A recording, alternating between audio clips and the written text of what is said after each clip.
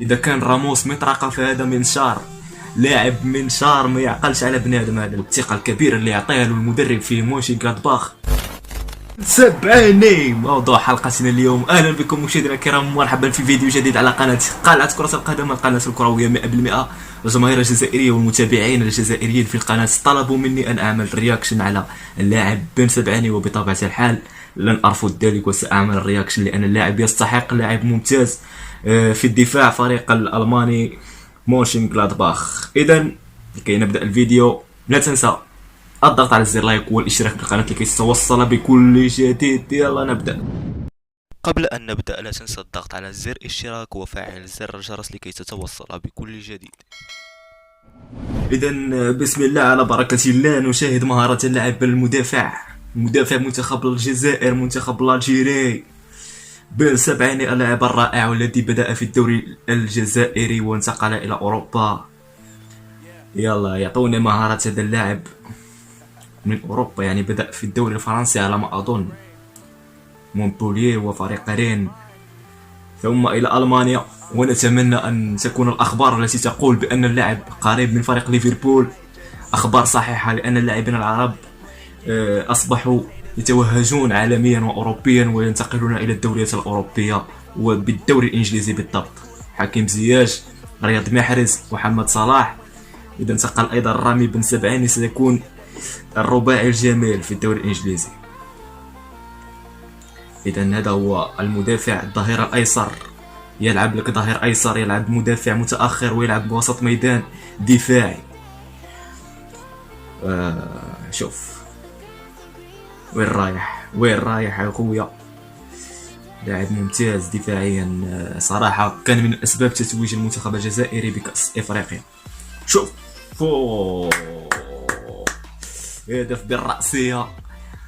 شوف الارتقاء، ومن مقومات اللاعب ومقوماته وامتيازاته الارتقاء العالي، وايضا صعوبة اختراقه.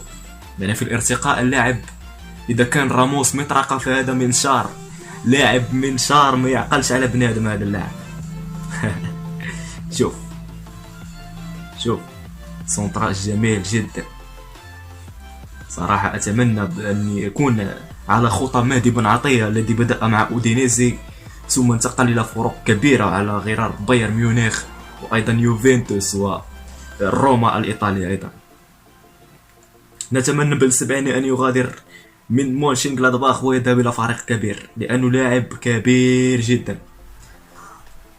شوف الله عليك يا ولد، هادي مع حكيمي. وين رايح يا حكيمي؟ لاعب صراحة ممتاز ورهيب دفاعيا، لا يمكن إيقاف اللاعب. أيضا لما يكون في كونتر اتاك أو في هجمة مرتدة يعمل الفارق. الله، هذه مع المنتخب الجزائري. هذا ملعب البوليدة على ما أظن. شوف رائع يا بن سبعاني، والثقة الكبيرة اللي يعطيها له المدرب في موشي غلادباخ. كأنه قائد، يعني ضربة الجزاء هو اللي ينفذها، الركنيات يصعد كثيرا ويسجل بالرأسيات. لاعب ممتاز. شوف الارتقاء راموس أبار، خليو راموس أبار، هذا منشار، هذا ليس مطرقة. الله على هدف، الله على أهدافك، مدافع هداف. اي صراحة لاعبين العرب هذا الموسم انفجار كبير للاعبين العرب. شوف التدخلات. لاعب مطلوب في اوروبا، مطلوب كثيرا. تشيلسي ايضا دخلت في الخط محاربة لليفربول على هذه الصفقة، ولكن اتمنى ان يغادر ويلعب مع يورجن كلوب في ليفربول. شوف الهدف يفكرني في مهدي بن عطية أيضا، رغم أنه يلعب ظهير أيسر ولكن يفكرني بن عطية في طريقة اللعب. شوف هذه مع روما، وكادت أن تدخل الشباك لولا سوء الحظ. لاعب ممتاز، لاعب موهوب، لاعب كبير، مواصفاته كبيرة. كل هذا كلام قليل في حق صراحة اللاعب رامي بن سبعاني.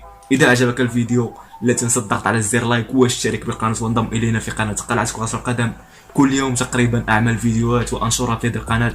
شكرا لي على الدعم. نتمنى ان نصل الى 2000 مشترك في اقرب وقت. كان معكم اخوكم محمد حمادات، الى اللقاء.